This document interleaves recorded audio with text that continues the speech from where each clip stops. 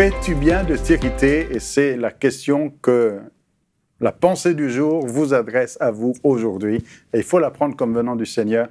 Est-ce que tu fais bien de t'irriter? Je vous ramène avec une histoire qu'on connaît bien. C'est l'histoire de Caïn et Abel. Dans cette histoire-là, Caïn et Abel, chacun vont amener une offrande à Dieu. Et Dieu va regarder Abel et son offrande d'un regard favorable, alors qu'il ne va pas regarder avec le même regard Caïn et son offrande. Techniquement, pourtant, Caïn apporte le fruit de son travail. C'est le fruit de la terre aussi, c'est pas simplement son travail. Mais Abel, Dieu regarde son offrande et notez bien dans le texte, Genèse chapitre 4, verset 4, qui regarde Abel et son offrande. Non pas son offrande, mais déjà Abel. Dieu voit Abel et ensuite il voit l'offrande, il voit Caïn et il voit l'offrande. Il y a une question de cœur ici, et on comprend aussi, je ne vais pas rentrer là-dedans, mais vous avez peut-être déjà entendu ce genre d'études.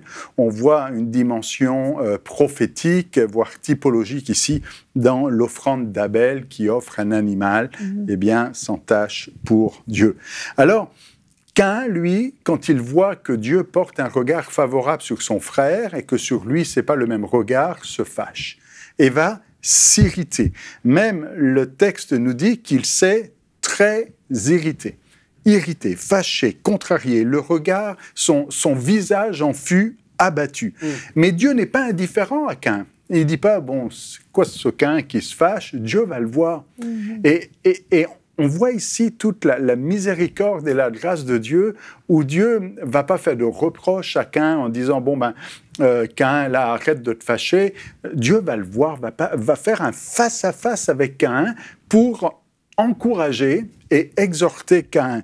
Et Dieu vient le voir et lui pose cette question, Genèse chapitre 4, verset 6, « Pourquoi es-tu irrité et pourquoi ton visage est-il abattu ?» Comprenez que quand Dieu pose ce genre de questions, il a déjà toutes les réponses. Donc Dieu ne demande pas à Caïn « Pourquoi? Qu'est-ce qui s'est passé? Pour que ?» Non, il est en train de dire « Mais est-ce que tu as raison? Pourquoi est-ce que ton visage est abattu? Pourquoi est-ce que tu es irrité? Réfléchis, reviens sur le mobile de ton irritation, sur la raison de ta colère. Dieu ne demande pas à Caïn, explique-moi ta frustration avec ton frère. Non, il dit, mais est-ce que tu as vraiment raison de te frustrer ici? Est-ce que tu as vraiment raison de t'agacer? Et ce genre de questions, on le retrouve chez le prophète Jonas. À deux reprises dans le livre de Jonas, Jonas chapitre 4, verset 9, Dieu pose cette question à Jonas, « Fais-tu bien de t'irriter ?» Jonas est fâché parce que Dieu ne va pas détruire Ninive.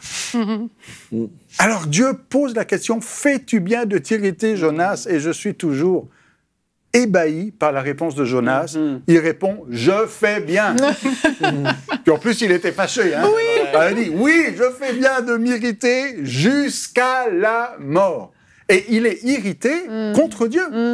Irrité parce que Dieu a décidé de sauver la ville de Ninive. Et après, il va être irrité parce que son ricin va mourir dans la nuit. Pauvre Jonas. Et Dieu lui pose la question, « Fais-tu bien de t'irriter ?» C'est la question qui vous est posée aujourd'hui. Fais-tu bien de t'irriter? Et quand Dieu vient voir, je reviens à Caïn, quand Dieu vient voir Caïn, il lui dit, réfléchis un peu là, c'est quoi les raisons? Et peut-être aujourd'hui, j'aimerais vous inviter à faire une introspection. C'est quoi les raisons de ta colère, de ton amertume, de ton irritation? Est-ce que c'est des bonnes raisons? Est-ce que tu fais bien de t'irriter? Et voilà ce que Dieu va dire à Caïn. Il dit, certainement, si tu agis bien, tu relèveras ton visage, et si tu agis mal, le péché se couche à ta porte, et ses désirs se portent vers toi, mais toi domine sur lui. Comprenez que Caïn, ici, est à une croisée des chemins. Dieu dit, tu es en train de t'irriter, ne laisse pas cette irritation t'amener à devenir un meurtrier. Le péché est là à ta porte, mais si tu agis bien, fais le bien, domine sur lui. Et c'est ce que j'aimerais vous encourager à faire aujourd'hui. Si vous sentez une irritation, une colère, une frustration, une amertume, fais-tu bien t'irriter. Et Dieu dit à Caïn, domine, contrôle. Parce que si tu fais bien, ben, les choses vont bien se passer. Mais sinon, si tu ne contrôles pas, si tu ne domines pas, ça va t'amener sur un mauvais terrain. Et vous connaissez l'histoire.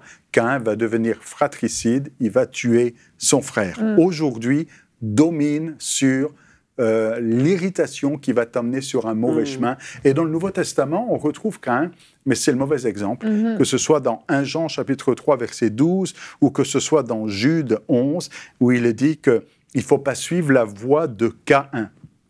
La voie de Caïn qui n'a pas dominé, contrôlé, qui a laissé sa frustration, sa colère, son amertume.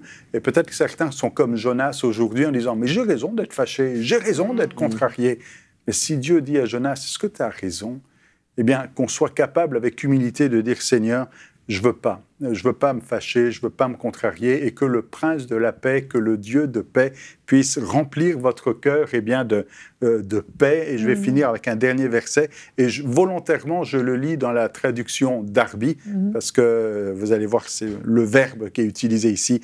Il est dit, aujourd'hui, si vous entendez sa voix, n'endurcissez pas vos cœurs, comme dans l'irritation.